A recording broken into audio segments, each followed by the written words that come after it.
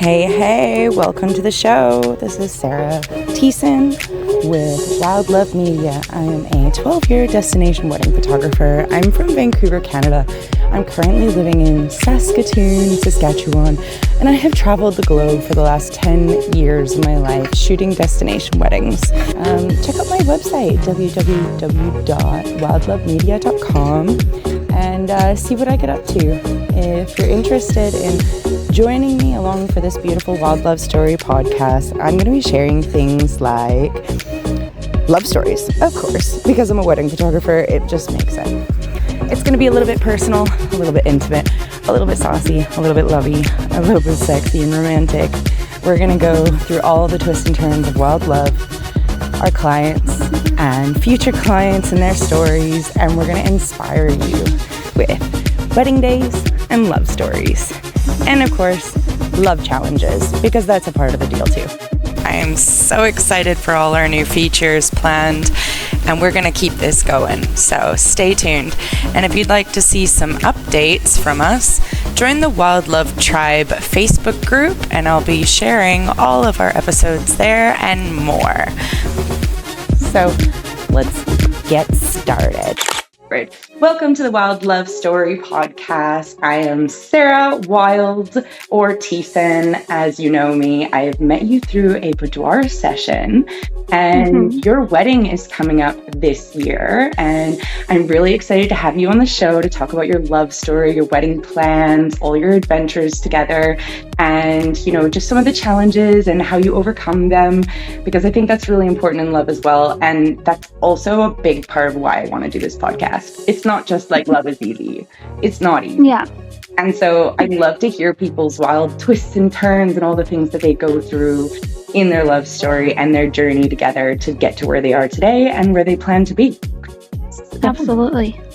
I'd love it if you could introduce yourself to start with. Yeah, so my name is Jemma. My fiance's name is Daniel. I moved to Canada about 20 years ago from the UK, and it was just wild how Daniel and I connected back in 2017, and he's from BC, so it was definitely like small town, you know? Yeah. But yeah, I can't wait to show our story and to share it with you. I mean, there's a lot of twists and turns in our love story, which means like it hasn't been easy, but yeah, with this wedding coming up in 8 months, we're getting ready for it. It's very stressful, but it's very fun at the same time. So we're pretty excited. Yay! That sounds good. Good introduction. Thank you so much, Jemma. And thanks for coming on board. You are my first interview ever, my first love story. I'm so excited. I'm like, thanks for being a part of it. Okay, so you told me a little bit about you, a little bit about Daniel, where you guys are from. Where are you living now? Yeah, so right now we are out at my parents' place in Sturgeon County. Yeah. Originally we moved here because we were going to buy a house, and then we bought a brand new trailer. We would live in that in the summertime. Cool. And then literally 9 months later, he popped the question, and we were like, okay, we're not buying a house. We're just saving up for a wedding. So that's so exciting. So tell me a little bit about how you guys meet and like your first impressions of each other, and tell me all about that. That's a story. So it was kind of funny. We matched on Tinder on the dating app about 7 years. So it was 2017. So about 8 years ago.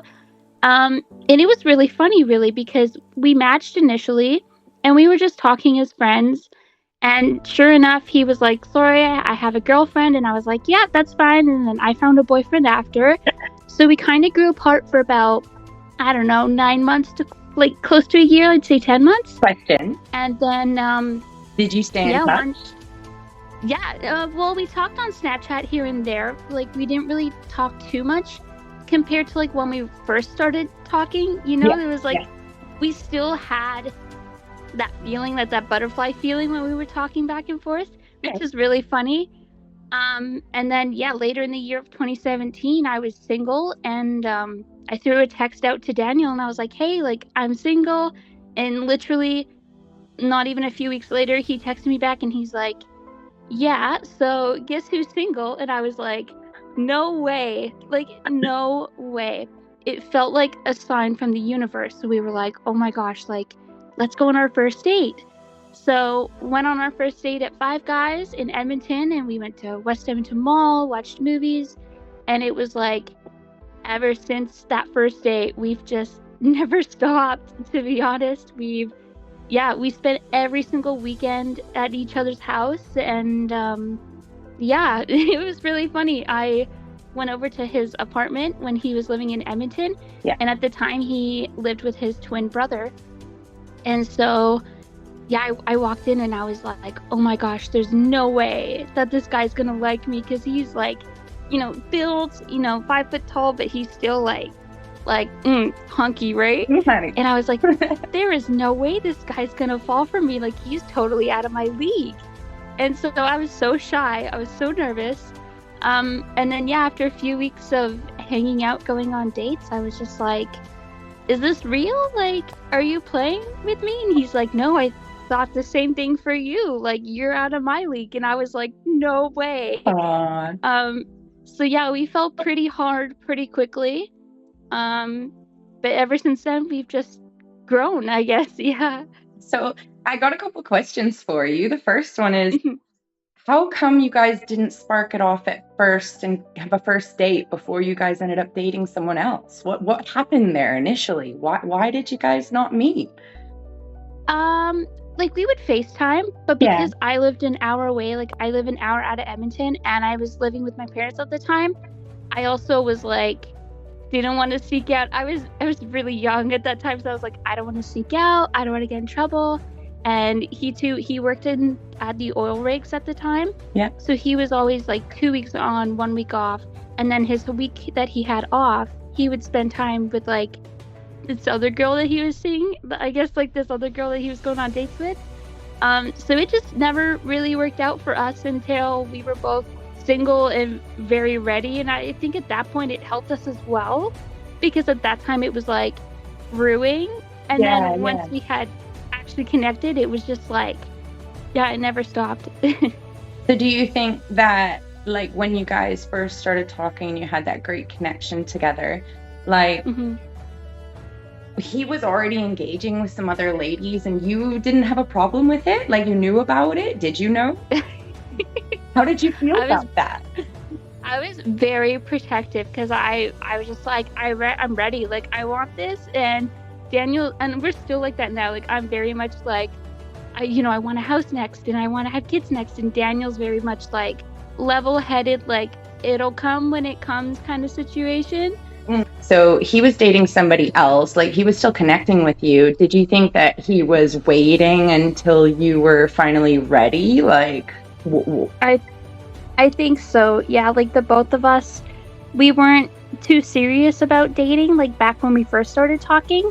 So it was just kind of like the way that it fell, and I was just like, I'm single, like I want to make this work. And then Dan's like, he was going through his own issues with his ex at the time, and so he was like, we'll see, we'll wait it out. Fair. And then it was like a month later, like boom, and I was like, okay, well, I said to him, I'm like, do you want to wait? Like, do you want us to wait before we go on a date first? Like, it's totally up to you. And he was like, nah, I'm okay with it. Like, let's go on the date. So, yeah. That's so cool. I love that. So, all right. Let's see. What's next? Ooh, I like this one. So I've already got a questionnaire here for those who are listening or watching. She's answered a couple of questions. I have them on my TV, super handy, so I can read what she's written. I've already pre-read some of it, but there's a lot there. There's so much. Yeah. I'm like, oh my gosh, I love it. It's juicy. So how about this one? And I have some questions about it because you never really went into it. And for our listeners, like, full disclosure to you as well. It's up to you what you want to give away. And I hope anyone listening totally understands we all go through things. So anything you want to share, it's up to you. But I was curious if you wanted to tell a little bit more about the experience you went through when you realized that he was the one. Yeah. So a few years ago, I was working like 3 jobs. I was working childcare all day, and then in the evening I was nannying, and then weekends I was babysitting. And really we were just both burned out at this point. This was just after COVID, so I think 2022 year. And so I think it was just really a big breaking point for me. Like, of course, I had mental health issues, and I never went to therapy. I never got professional help for it. I just kind of swept it under the rug and I kept it. Yeah. And in 2022, it was when everything just kind of exploded for me. I mean, I'm very open about it now. Like, I stopped eating. And Dan could see that, like, Daniel could see that decrease in me. And his dad also passed away from mental health issues, you know? And I said to Daniel, like, I don't know what to do. And I was like, at this point, I was just ready to check myself into a hospital because I was like, I just couldn't function. I couldn't sleep. I couldn't eat. I was constantly crying. I was making myself sick. And I said to him, I'm like, look, if you want to leave, like, you can leave. And I gave him that option. And I just remember, like, when we had our apartment and I was sitting there crying and I held his hand and I was like, I don't blame you if you want to walk away right now. I was like, I don't blame you. And I also didn't want to put Daniel through that, knowing that his dad had only just passed away 2017, and then him overcoming that and going to therapy. I was just like, I can't put this on your plate at all, right? And that was the big thing for me when Dan, like, he sat there and he held my hand and he was like, no, like, we've gone through so much together. He's like, we went through COVID. We've gone through, you know, when he didn't work the rigs and he had no job for a year, I helped pay the bills. And he was like, no, like, you know, we've been through a lot of things. He's like, this is something we need to tackle together.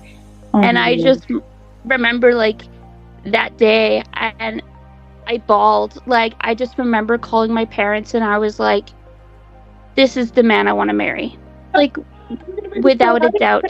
That was the moment for me. I was just like, I never had to question my relationship with him until I reached that point, and I was just like, I love this man and I would do anything for him. And I think that was the moment for me when everything clicked, and he was like, yeah, let's go to the doctor and let's, you know, go get medications. Let's go to therapy. He was helping me like, research places for therapy, and he was looking into medications, and he was just really a backbone when I needed it the most.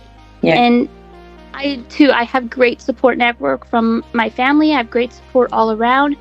But of course, when you're in those dark phases, I was just like, I don't need help from my mom, don't need help from my dad, you know what I mean? So I was like very stubborn. And yeah, it was Daniel that really pulled me out through the darkness, and he was the one that really was the light and guided me through everything. He always held my hand through everything. So I'm pretty grateful. Like, I'm really thankful to have him. And I think from that moment then, I was just like, I need to marry this man. You know what I mean? Like, I was just like, I can handle anything at that point. Yeah, it was a pretty great feeling once we overcame that, for sure.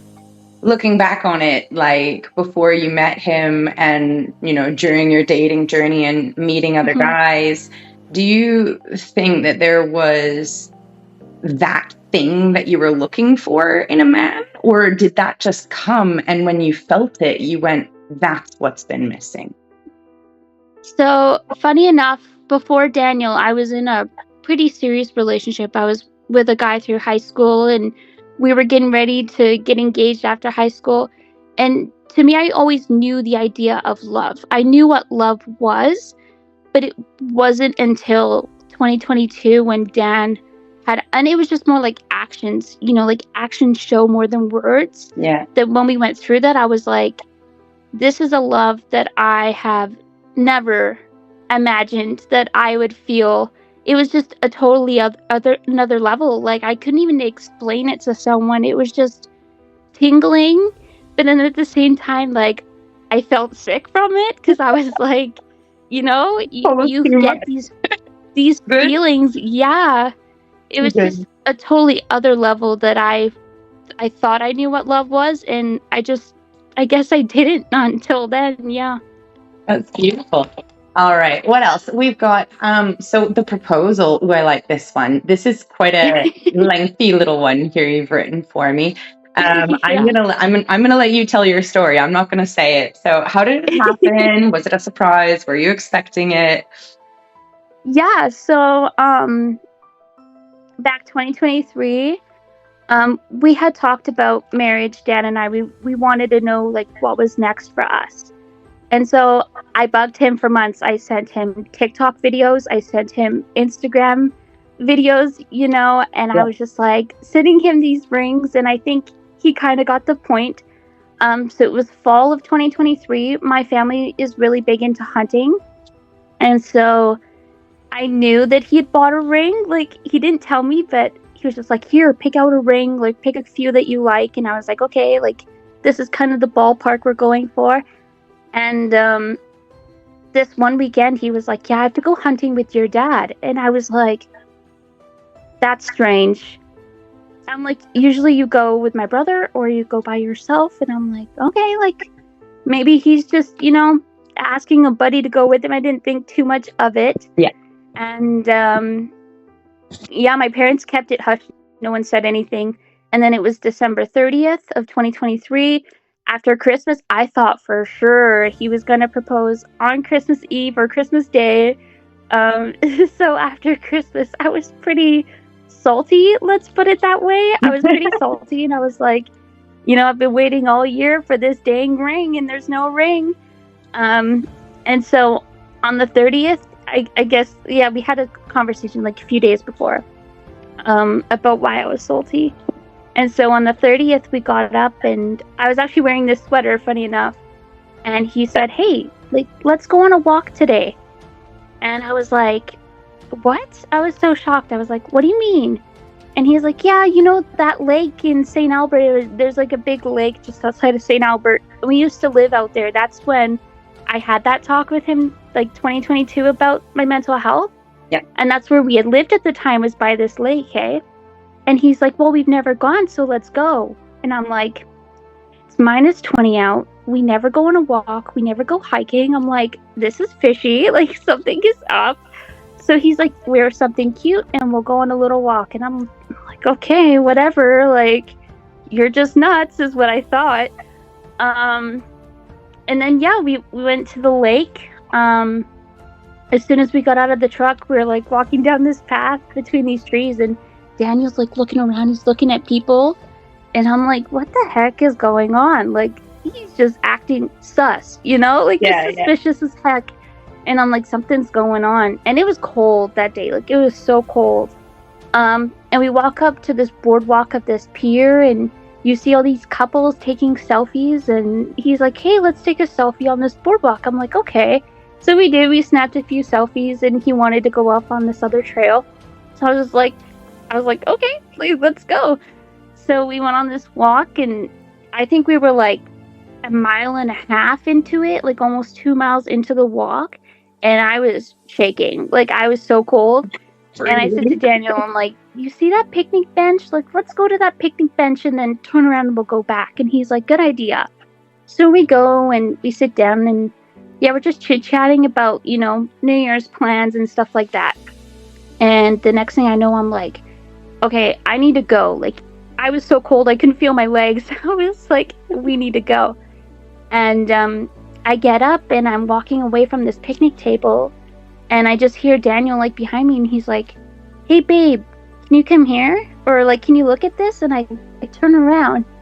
And as I turn around, he's, like, right there on his knee, like, and I was, like, shocked. I just remember I was so shocked. I was like, what is happening right now? Like, I thought I was on, like, a prank show. You know what I mean? I was just like, where's the hidden camera? Like, it's real. Yeah, I'm like, haha, so funny, I wasn't expecting it this time. Come on. Yeah. And he said my whole name and asked me to marry him. And I was just shocked, and I was like, of course, like, yeah, you know the answer. Mm-hmm. And I just remember, like, screaming at him. The world was going slow, when the sound goes wonky in your ears, and I'm like, get up, get up, get up, get up. And he's like, okay. We put the ring on and we're all excited, like giddy about it. And I'm scanning for people and I'm looking around and I'm like, Daniel, if anybody asks, you were tying your shoelace, like, let's get the heck out of here. Like, this was so public. It was so funny for me. Were you embarrassed? I'm so curious about that. Like, when you said that, I was actually shocked. I'm like, because I'm the type of girl who's like, I just got engaged. So love me, love me, love me. He loves me. Everybody loves me. Good. The universe is blessing me. Everything is working out perfect.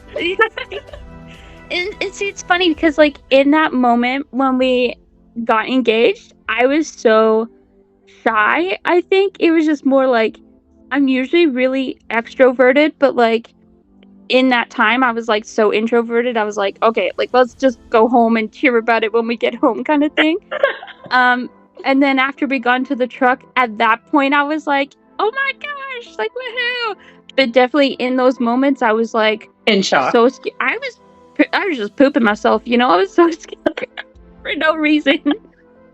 Is it because part of it felt like it was too good to be true, or maybe that you weren't worthy enough? Like, did you feel like there was a part of you that doubted it because you didn't get it before when you wanted? Yeah, I think that's a big thing. Yeah, it was very much like, at first I thought it wasn't real. Like, I thought it was just a joke. And then reality kind of set in and I was like, oh my gosh, like, this just happened. Like, what the heck? And then, yeah, also that too, I was just like, I did not expect it. But then at the same time, I was just like, this is too good to be true kind of deal. Like, I just didn't think he was for real. Yeah. That's so cute. Did he ever drop any hints? Yeah, like when the ring came, he asked me, because our closest town is like 20 minutes away. And he was like, hey, I gotta go to town to pick up a package. And I was like, okay, like, why do I have to come with you? Yeah. You know? And so, yeah, there was lots of different hints along the way, especially when he asked me to pick out a ring. I was like, okay, it's coming. I just didn't know when. Walk me through the planning process of your wedding and what was your vision for the day? And if you're looking for a little freebie since you've joined us to the end today, I am super excited for all our listeners here. You're going to get a free wedding planning ebook that I created that you can print off and customize yourself using Canva. I spent weeks on this project and I made this for all my Wild Love Tribe girls. So if you're out there looking for a little help and a little less stress in your love planning, here it is. Just send me a message and I will send you the link in your email to download. Yeah, so my parents have a little property. We don't have like a full extent of the farm, but we have, we have chickens and there's my uncle's donkeys, just kind of like the farm vibe. And so we have, like a barn out here too. And after looking at venues, we're just really going for something simple and not plain, but like special to us. Yeah. And I said, hey, let's have the wedding out here. Like, why not? So yeah, we're having like a backyard farm themed wedding.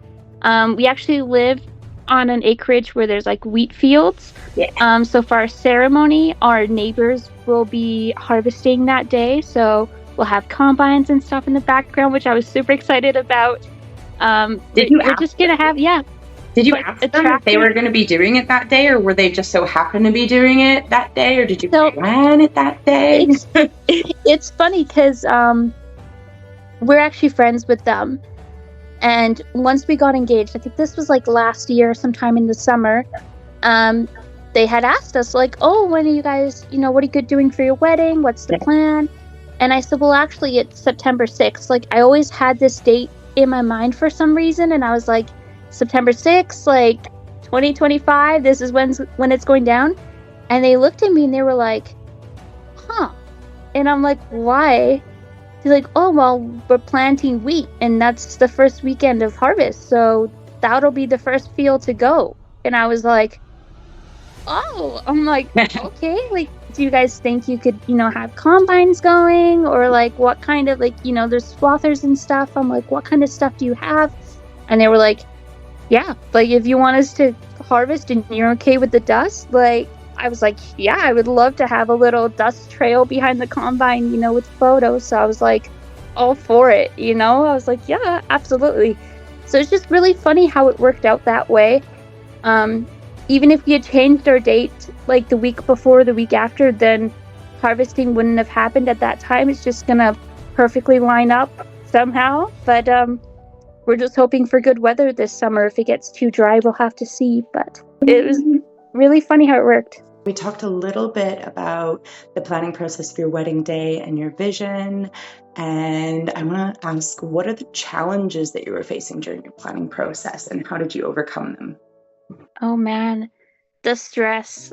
I mean, I knew ever since I was little, I was like, I've always wanted to plan my own wedding. And, you know, especially when you're a little girl, this is something you dream of for years. So yeah, during wedding planning, I was like, oh, I'm so excited. Literally the day after we got engaged, I got a binder from Chapters, like this wedding planning book. And I was so overwhelmed. Like, I read every single page and I was like, I am not ready for this. So I had to just close the book and wait a while, just kind of let it sink in for a little bit. Yeah. But yeah, I would say it's the stress that's the hardest part, like trying to balance about your work life and then your personal life, as well as planning the wedding on top. That's been the hardest part for me. But yeah, I've just kind of overcome it by when I know that I get too stressed or when I have that weekend coming up that I know I'm available, I'll just say to myself, like, hey, let's close this for right now. I'll work on it this weekend. And then when the weekend comes along, it's just something I just go tick, tick, tick, tick, tick. And I know I can get stuff done a lot quicker that way. But that's been the biggest help, is just knowing when you've had enough and you can just put something down and then come back to it when you're ready. And then, yeah, just let pieces of the puzzle come together slowly, for sure. Do you work on it like every week, your wedding planning, or would you say maybe like once a month, like have a big day? Do you do it with Daniel as well, or kind of by yourself and then share with him later? So last year was kind of like the year that I tried to start wedding planning. Yeah. And it was like an everyday thing. Like I was like, oh my gosh, I need to get this and that done. And then sure enough, the year came to an end and then this year began. And so at the end of last year, I'd say it was more like a weekly thing. But now that we're 8 months away, and we're so like, I'm trying to put everything together. Now it's more like it's an everyday thing. I'm constantly, you know, picking up phone calls, getting emails, getting quotes, stuff like that. Daniel's tried to help. I will give him that. But you know what guys are like? He's like, yeah, we need quads, and if you want a horse, like we'll bring in a horse. And I'm like, oh my god. I'm like, okay, this is a little much, honey. Man, the small, you know. I'm like, maybe just wash your truck and like wax it or something. You know, I'm very simple. I'm like, let's just one thing at a time. Or Daniel too, he's like, he wants everybody in cowboy hats and jeans, like very country. And I'm like, okay, but is it all gonna match? Like, I'm very much like, everybody has to match. It's gotta match. And so yeah, then he's like, I don't know, can they just buy whatever pants they want? And at that point I'm like, okay honey, let's just figure out where we're gonna get these pants from and tell everybody to shop there. Yeah. So you can do that. I give it to him. He tries, but I get stressed out. Yeah, I think that's the best way. You find one outfit and go, okay, is this going to come in everyone's size? Where do you get it? What's the budget? And then here, everyone go grab it from there, pick out your size, have fun. Yeah, exactly. Yeah. That's so fun. Oh, I love it. Yeah, I've done a lot of weddings where everyone's dressed up in the cowboy hats and they are all matching. I think the way that they do it is they just pick like the ties that match or the vests that match in a simple color, like a white or something. Keep it basic, you know, really. Yeah. I think give them some guidelines and then it makes it a little easier. But I'm all on board for the horses, so you know, like I love horses. Yeah, I'll let him know. So, how would you say you guys have planned for your future together when things get tough. I liked this one, what you had said. What keeps your love strong through the difficult times? Yeah. So, Dan and I, through therapy and, through the internet even, we knew that last year was such a stressful year for us for, wedding planning, and he got a new job and all this stuff. And so I was just like, especially when you butt heads, it's really tough, even living with your parents. So for us, it's more so journaling, or, when we have those, I wouldn't say explosive arguments, but just those days where you butt heads a lot. I'm like, going game, and I'm going to sit in the bedroom and I'm going to watch my girly romantic TV shows, and I will snack my feelings away. And then, we always plan to come together at bedtime. We always share what we wrote in our journals. Just last year, we started like DIY nights. So rather than paying money to go to the city, which is an hour away with gas, right? We just more so did DIY nights where he planned the food, I made the DIY kit, and we would just have at-home, easy DIY dates. For sure, it helped a ton. What are some of the DIY ideas that you guys did together? Oh man, we've done everything, like paint nights. He's gonna kill me for saying this. We've done like spa nights, so I've even put like face masks on him, massaged his head. He loves it, even though he doesn't tell me. He loves it, I swear. Phil loves it too, by the way. My partner loves spa nights. Yeah, they're such a huge suck. Board games is another one. We've also done like blindfolding and like try to eat food and like guess what it is. So sometimes we really mess with each other. We'll mix like hot sauce with chocolate and stuff like that, and then he'll eat it and be like, that's experimental. I like that. My partner would hate that. I already do that with our cooking. I think it's normal. Just like, what did you make me? This is horrible.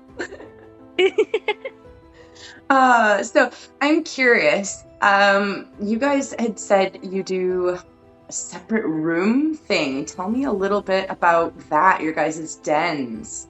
Like, I'm really curious how you utilize that. But more than that, like, how did that come to be? How did you guys discuss this, learn that was your thing? How did you arrange that in your lives where maybe, when you're in the heat of the moment, the other person doesn't get upset that you're just like leaving? Do you have a safe word? Like, how do you communicate that this is what you need to do for each other? Yeah, so it kind of just came, I guess it just kind of just came at us. I mean, we didn't really plan it, but it really started when we were renting places, and he always had like a game room, and he loved to game. And so I was finding like during those heated times when I was feeling stressed and he's stressed, and I'm like, we've both had enough. We've both been like, okay, let's move on from this. Let's not, dig up more stuff. Let's just separate for a little bit. And I'll be like, hey, you can go game. And you know what us girls are like. I'm just like, you know what, just go game. Like, it's fine. Yeah, that's. And then that. Let him cool that's down. how it just kind of started. Like, I would let him game, and then I would sit there and I would journal, especially when I started going to therapy a lot more. I truly didn't understand the power of journaling and just writing my feelings out. So then the first couple times that, we had those moments, I would just be like, hey, come here, I'm ready to share. So then I'd share, and then I would just kind of spiel everything that I was feeling and like why I was feeling that way. And yeah, it really helped us in difficult times, and it really made us a lot closer in ways that I didn't really realize. And so it's just become a thing that we do now. It's just become a thing that he'll go in game and I'll journal or I'll color, and then later down the line, like, we'll figure it out. And that's just the way it's become, I guess. I love that. That's smart and very healthy. And I think that's something I try my best to practice in my partnership as well. We try to find like hobbies or activities that'll entertain our time when we get a bit tense. And I'm like, I'm just going to go over here and do this thing. You go do that thing. We're going to cool down. We come back together and we're actually like, what was that all about anyway? Like, I mean, we need to work on this thing, but we don't need to be so angry about it. Like, okay. Yeah, exactly. It helps. It helps decompress when you're in that moment, for sure. Yeah. Absolutely. Alrighty. So, next question. Tell me about your travel adventures. This one's my favorite because I love travel. Oh. So yeah, we've done. Daniel's from a small town in BC on the border called Osoyoos. So, we've always done road trips back and forth there for the summer or for Christmas. We've actually gone to Manitoba. My auntie has a lake lot out there, so we actually go there. So really, we've done road trips all over the place. For this year coming, I don't think we really have anything planned. It's more so we love to go to Calgary. It's just Cowboy Central. We love the mountains. We love what Calgary offers. Do you go to the CP? No. So Daniel wants to go this year for his bachelor weekend. And I'm pretty jealous because I'm like, what about us girls? You know, I want us to go too. What do you want to do? Do you have a plan for your little bachelorette? I do. Yeah. So we're going to Calgary as well.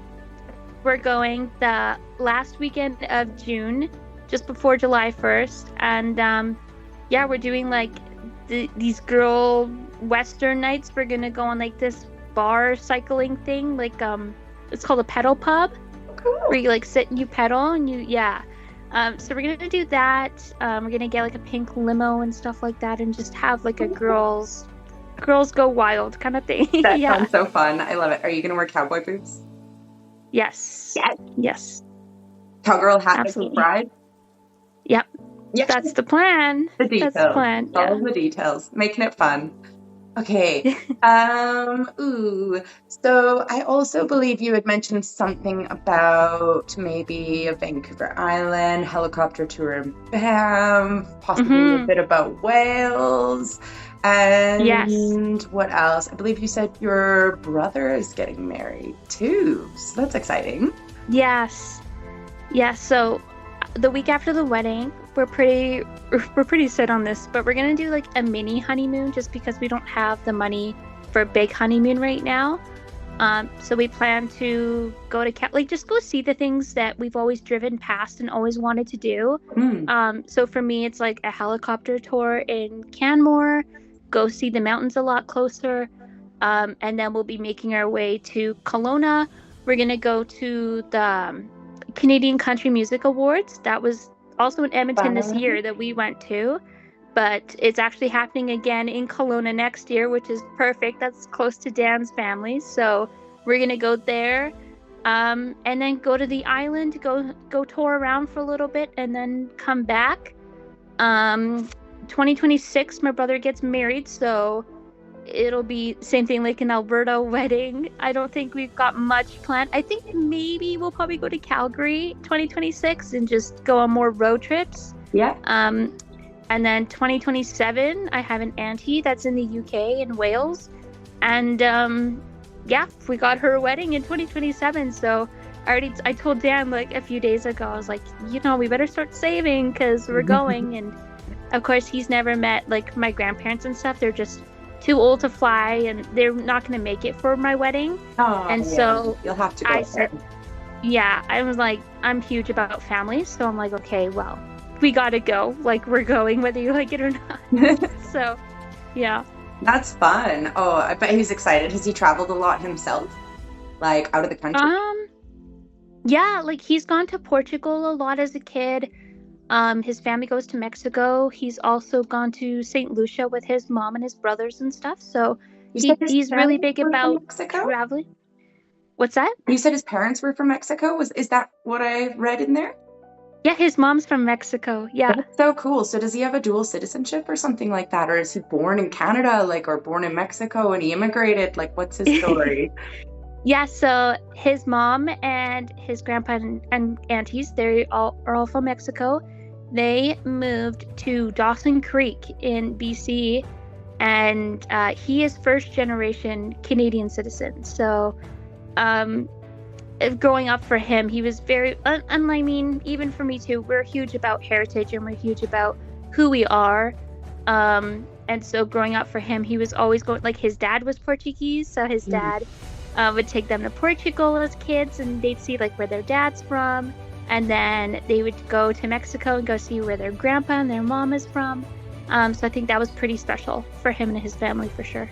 Oh, that's so cool. Yeah, he sounds like he might have had a bit of culture then as well, probably a bit of influences from where he grew up. A bit different maybe as well from what you've grown up from. Do you think there's any cultural differences between you two with like how you were, brought up? Yes. Daniel, it's really funny because he is first generation Canadian, but he comes off as very much like he's from Mexico, and he's really, I gotta give it to him. He's really involved his life about being Mexican and like having your heritage. And so for him, we've got like an old school tortilla press from Mexico that's made out of stone. So yeah, we have certain things in our household that we use. But saying that too, a pestle and mortar as well. Yeah, we're gonna get one as a wedding present. Right? He's a chef. Yeah, he likes to cook. A lot of Mexican food. Yes. Well, and it's funny too because he taught me how to make Mexican food, and now he says I'm better than him at making tortillas and guac and stuff like that. So it's really funny how we share heritage and just like meals and food in general. Like he talks a lot about Portugal and Portuguese heritage, and we kind of laugh because it's similar to European, like they eat fries with everything and stuff like that. And so it's really funny how we work because in a lot of ways we're very different, but at the same time he's like, like the Portuguese, like they eat a lot of French fries, hey? And I'm like, oh, you just wait till we go back to the UK. Like there are fries everywhere, fish and chips is everywhere. So that makes sense. It's pretty funny. Oh, that's so cute. I love it. Okay, so this question is rhetorical, I guess, because I know the answer, but do you have any kids, or what's your family life like at home? Yeah, so we don't have any kids as of yet. We have this little Chihuahua dog and this Chihuahua Yorkie, and she is absolutely our baby. I mean, I put her in a Christmas dress for Christmas, and we buy her Christmas presents. Yeah. And so, it's definitely talk on the table. Daniel comes from a big family. So Daniel has 3 other siblings. He comes from, 4 kids. And between me and my step siblings, there's also 4 of us too. So family's definitely been like a huge topic for us. I've always wanted, I said to Dan, can we have 4 kids? And he's like, oh man, he's like, that's a lot. And so, we can't wait to start a family. Probably, I don't know, 2026 is potentially, but we just can't wait to get started and see what life brings for us, really, for sure. Are you going to wait until you have a house to have kids, or do you think you're just going to let the kids happen when it happens? Are you going to plan it, or some people plan these things? I said to Daniel, I was like, obviously right now, like we can't get pregnant because our wedding is in 8 months, and I'm like, I don't want to be pregnant for our wedding, and he understands that, and he's like, yeah. And so I said to him, I'm like, look, we can get pregnant before the wedding, just as long as I'm like a month or 2, I don't want to be too deep. And then also saying that we've also talked about trying after the wedding as well, which is probably the most likely. We might hold off till after the wedding to really start trying. Yeah. But it's more like, if it happens, it happens kind of thing. Like we feel fully ready to take it on. So That's good. That's exciting. Ooh, so he is down for kids, but maybe not quite 4 yet. He's like, one at a time. Yeah, he likes his life right now. Yeah, it's pretty quiet so far, so we like our sleep. That's good. My partner too. How do you balance work, life, and love? What's your day-to-day life like, and what do you both do for work? So I know that you and Sunny does a bit of shift work, so you kind of don't really see each other all the time. Tell me about that. Yeah, so Daniel works like 2 weeks on. Oh no, sorry, he's not 2 weeks on anymore. He is 4 days on, or 5 days on, 4 days off. He rotates between day shift and night shift. So every 2 weeks it'll be day shift, and then every 2 weeks after will be night shift. And I think that's been the hardest part right now, because sometimes I work at 6 a.m. So he'll come home at 6 a.m. as I'm leaving for work. We'll literally pass each other on the highway, going to work and coming home. Oh my God. And then he leaves at 4 p.m. Like, we're at 3 when I'm getting off work. So then we'll pass on the way going home to work. I hate that. It's been tricky. We definitely look at the calendar. Like, for an example, my brother's having a baby. So we've got their baby shower in like 2 weeks. And when they were planning, Daniel's like, am I working? And I'm like, no, that's the weekend you have off, you know? So we get excited about the small things. We really get excited about the weekends that we share off together, because we don't get a lot of time for, you know, just us and going on date nights and just enjoying the things that we do. So yeah, that's definitely what we do. We'll mark it on the calendar with a little star and say, okay, date night this night, or we'll plan something to do that day. So it just makes it more special. It really does. I love that. The little date night, little star, and little idea. That's really cute. I've always wanted to try like popsicle sticks in a jar and like write down all the different ideas that maybe he wants to do and I want to do, and then just pull one out each time. I'm never very good at doing some of that stuff though. Takes work. I've actually done that before, but our jar's in a moving box somewhere in our yard. That's in a so sheet can. So yeah, definitely once we move again, we'll have to find that jar and peel it out of there, because I'd love to see some of the ideas that you have on there. Date night ideas are always so hard. I feel like a lot of couples struggle sometimes. We get stuck in the day-to-day life. We're so busy getting thoughtful, getting creative, and finding something that maybe, you know, both of you can jive with when you're both on a totally different level or energy. Sometimes, you know, I want a game, but maybe he doesn't want a game. Like, he wants to watch movies, but I feel like playing a game. Yeah, exactly. We'll get into that another time, maybe some cool date ideas. What about your goals? So I'd love to hear about like your goals, what they look like when you first met compared to what they look like now. And do you accomplish them, or how far along the journey are you together, and where do you want to be? Yeah, so when we first started dating, our goal was to move in together. I think that was our biggest goal. Once we moved in together, Daniel lived with his twin brother and a best friend at the time. There's 3 guys in one house. And I was so overpowered by this testosterone in this house. I was like, this is a lot.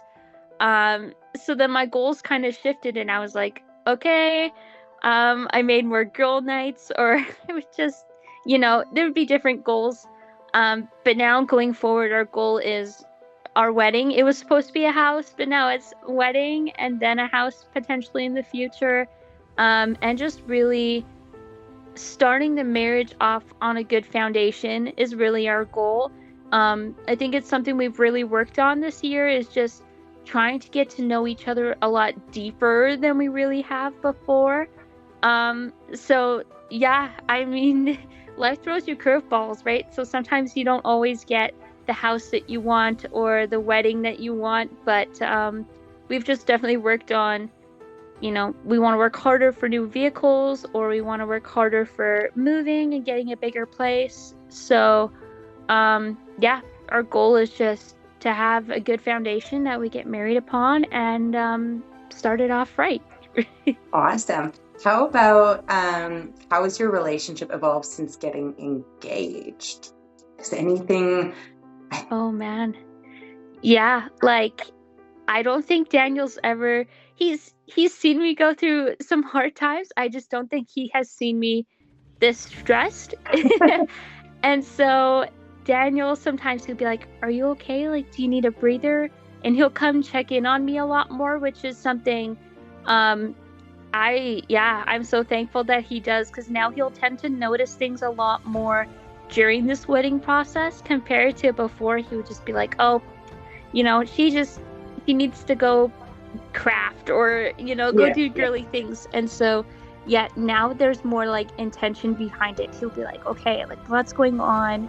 Do you need help? That kind of stuff. So it's pretty special. It's pretty nice, for sure. That's beautiful. All right, we're gonna have to wrap it up soon here. We're gonna run out of time again. bloody distinct. Annoying. There's a lot of questions in here, and you have so much detail. It's beautiful. We've already talked a little bit about your wedding day, so I don't feel like we need to go too much into that, but maybe let's talk about a couple of the fun little details that you had planned. Something about camping, and we've already mentioned the harvester, so don't go into that again, but maybe talk more a little bit about like the tractor details that you have in there. Yeah. Those kind of things. Yeah, so because we're on an acreage, there's quite a bit of land here. So we've asked all our family and friends that, hey, if you've got a trailer, bring it. You know, there's no hotels out here, there's no Uber, stuff like that. So it's just going to be, you know, camping and tenting and just having family around for that whole weekend.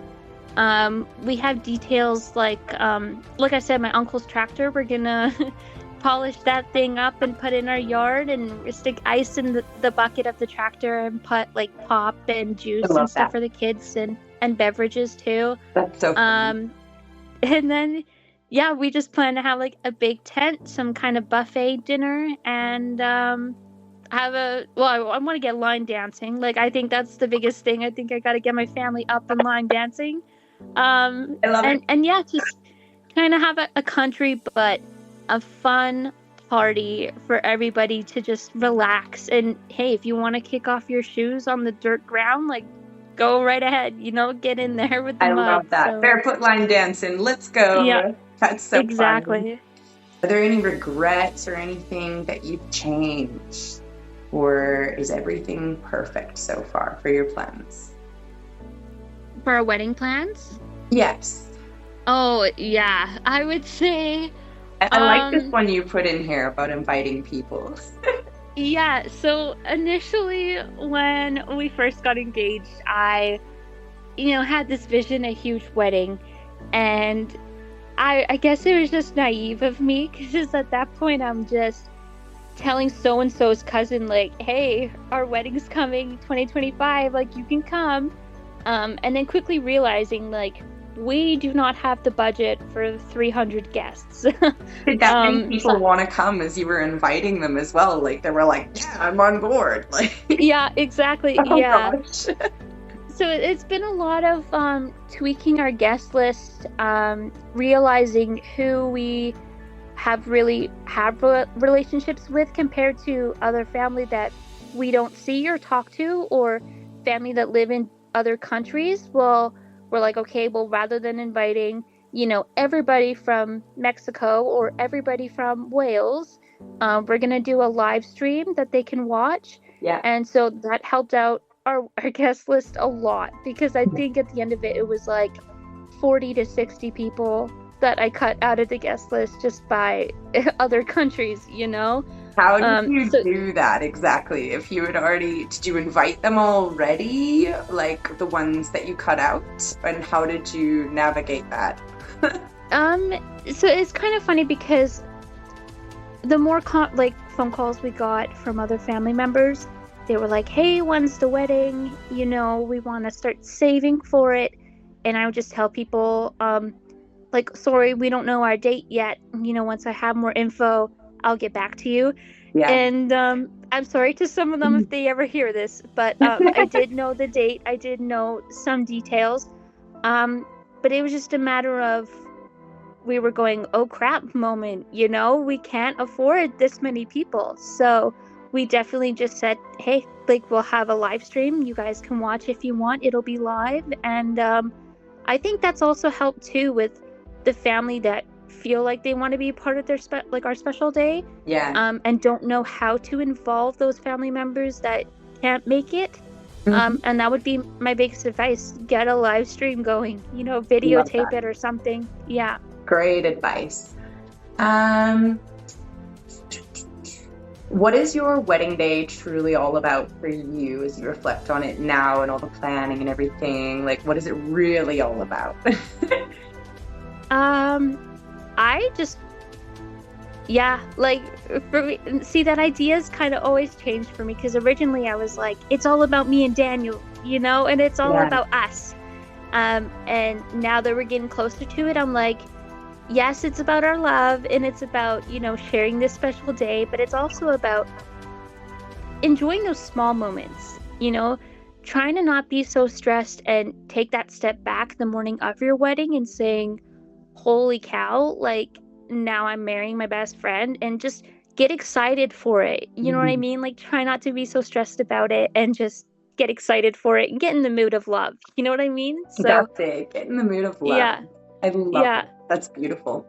What are you looking forward to with regards to like your photos, your videos? Like what would you say would capture your memories the best? I think a lot of brides, like when they're planning their day, as a photographer, like I love to hear your feedback on this. A lot of brides are like, do I get video? Do I get photo? What matters more? What's more important to you? Yeah. For me, like especially with the photo shoot that you and I did, I didn't have a whole lot of like expectations come out. I'm just like, hey, if I get some good ones, like that's awesome, right? And watching your work, I'm just like, you really know how to capture the smiling and the expressions of people and having people feel comfortable and just having fun.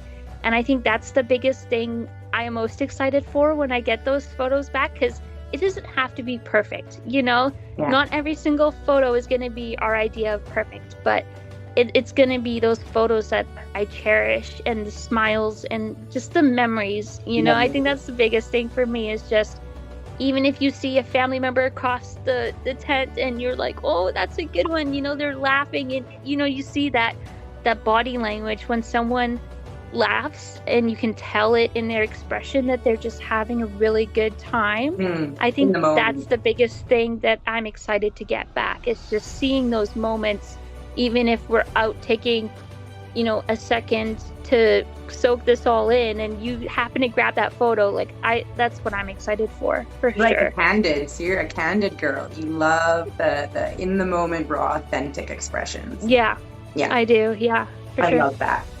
Okay, we are almost done. I think it might end on us in a minute or two. I would like to wrap it up because I feel like this is quite long, so I don't want to keep it too long for our listeners. How about this last, let's do,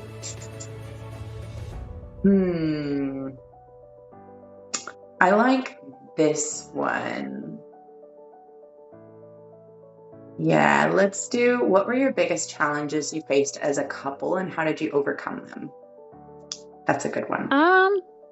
Yeah, our biggest thing was definitely mental health was a very big one. Especially in today's society, we've always talked about checking in with each other more, making sure we're good. Another one would have been COVID. Living together during COVID was not easy. And as you know, like a lot of couples broke up during COVID, and that was a hard time for Dan and I, because we were like, it was the testimony of true time, Are we next to the chopping block? I hope we can make it. Like, can I handle this person all day, every day for months on end? Right, so you were saying, I'm actually really curious about this, because you were going quite deep into, I think, something that a lot of couples love to hear about is, the money. Yeah, so like another hardship was financials, and when Dan switched from the oil rigs to loading train cars, he didn't make the same money, and I think that's something he kicked himself about for a while. And we always had discussions like, hey, rather than it being 50-50, why can't we do 70-30? Now that I'm working and I make full-time hours, hey, you need help with the bills, like let me know and I'll help you. And I think that's where it's really been great between Dan and I, because even when I wasn't working or I've been sick and I miss a phone bill or something like that, he's become that backbone that I'm like, hey, can you help me out with my phone bill? And then next month I'll say, okay, I'll get all the groceries or something like that, right? So it's about the teamwork. It's about helping one another even when times are hard and stressful. And that's been, it's been the biggest thing for us, is just becoming a team rather than fighting each other with money back and forth, for sure. I was going to say, like when it comes to finances, sometimes it can get really, really stressful when you know that the bills are getting tight and the pressure's maybe all on one of you to perform enough and to save enough. And like, how do you deal with it emotionally? Is it something that you guys have on the default kind of go like, we are never going to get upset about our money situations and we're always going to have to come up with the money, and if I'm the one who's making it, then I guess I'm responsible, and you never hold hard feelings to the other person about it because you know that there's nothing that they could do really, and that when it's your turn, they're going to have your back, right? Like, is that is that how you guys work it? Yeah, so it's always been a conversation, like Dan, like especially Dan helps me out a lot with financial stuff. And so, yeah, it's just always been a conversation like, hey, are you okay if you pay this phone bill? Because I never just assume he helps. I always just ask politely if he can help. Yeah. And then I'll offer something in return like, hey, I know I can't work right now, or I know I can't pay this bill. Can you pay it for me? And I do something in return, like I can either meal prep, or I grab groceries, or, you know, I take care of the household. Like there's just different things that I've always done, like offered, I guess, to help that hardship. So when he's like, oh man, you know, I need to do all this laundry and the house isn't clean, I'm like, hey, you've got my back, I've got yours, sort of thing. So I think that's helped the biggest way possible, is just that we always go to each other whenever we need help, but at the same time we are a team and we just have each other's back, which is so nice. Yeah.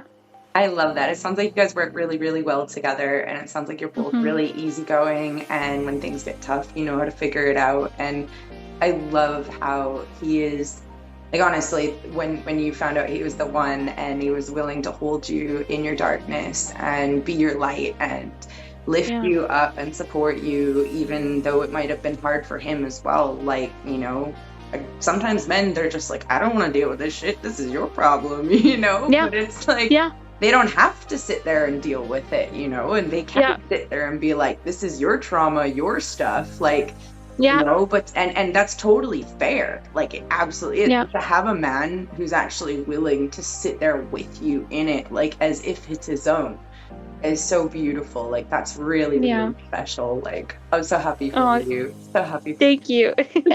Yeah, for sure. Is there anything you'd like to say? I'm going to open the floor a little bit. I'm going to give you two to 3 minutes or so. Just say whatever you'd like to say for our listeners, or to share about your love story, advice, or anything like that. But I'm going to ask you for final advice anyways at the end. Okay. Yeah, I would say definitely in your relationships, like, life is totally hard, and, you know, it's not always simple. It's not always easy. But it's okay to ask your partner for help, and it's okay to say, hey, like, I'm mentally not doing well, you know? We're not perfect, we're not robots. So at the end of the day, like, if you need help, like, yeah, it's okay to ask for help and ask for that hand, per se. But yeah, thanks for letting me share my story and our story. It's been a lot of fun, and we're definitely excited for what's to come this year, for sure. Yay! I'm so excited for you guys. I hope you guys have a beautiful wedding day ahead coming up, and all the plans go smoothly, and you guys can just flow with it. Don't stress too much. Take your downtime. Don't burn out. Gather a friend if you need to do a few things. Don't be afraid to delegate. That's my advice for all brides out there. Like, don't be afraid to delegate. Pass off a few tasks to some friends. They'll have fun joining you in on the planning as well. And what advice would you like to give to other couples who might be in a similar situation, like waiting for the right moment to get married? Yeah, I would say just dive into it and go for it, you know? Especially with Daniel and I, we had been together for almost 7 years, and it felt like it was never a good time to get married. And we'd always say, like, oh, we don't have enough money. But the truth is, you know, with this world today, it's always never a good time, you know, like, money comes and it goes. And my advice is to, find that person you want to share the rest of your life with, and take the leap, take the dive on it, because whether you do it now or in a year, like not much is going to change, right? So my advice would be dive into it, enjoy it, try not to let it, like wedding planning, don't let it stress you out for sure, because it's tough. It's definitely tough. The more details you get into it, it's hard for sure. But I would say enjoy it, enjoy that time together, and just soak it in as much as you possibly can, for sure. I love this. This is so great. Thanks for the beautiful advice. You are so lovely, Jemma. I'm so glad that we met, and I'm so glad that you were my first ever on the podcast episode, because you did an amazing job, and your story is beautiful. And I'll have to admit, like, for all those hopeless lovers out there, or hopeful lovers, I just have to say, like, don't be afraid to try online dating. You are a testimony. Like, it does work, and don't be afraid. It might not be your first match. Stay in touch. Your matches might be the one for you. You just never know. Exactly. Yeah, for sure. Oh, I'm so glad that you took a chance on Daniel all the way down the road when you guys were both single, because you'd never really know where you'd be right now if you didn't. So that's beautiful. Well, thank you so much for having me on the show with you, and I'm glad that you joined me. I am so excited for the next one. So if anyone wants to join me on the next podcast, give me a message. And tuning in next time. This is the Wild Love Story Podcast. Lots of love. I'm Sarah. Mwah. Over and out. Thank you, Jemma. Thank you. See you. Lots of love. Hey. Thanks for tuning in to the Wild Love Story Podcast. I've really loved having you here and sharing our first ever love story. Tune in this month and we're going to share one more coming right up. I am so excited for all our new features planned, and we're going to keep this going, so stay tuned. And if you'd like to see some updates from us, join the Wild Love Tribe Facebook group, and I'll be sharing all of our episodes there and more. And if you're looking for a little freebie since you've joined us to the end today, I am super excited for all our listeners here. You're going to get a free wedding planning ebook that I created that you can print off and customize yourself using Canva. I spent weeks on this project, and I made this for all my Wild Love Tribe girls. So if you're out there looking for a little help and a little less stress in your love planning, here it is. Just send me a message and I will send you the link in your email to download. Can't wait to help you planning your wedding day, and if you're interested in booking me for your wedding, let's adventure together and make it something special. Send me a message through the website, www.wildlovemedia.com. Lots of love and stay wild.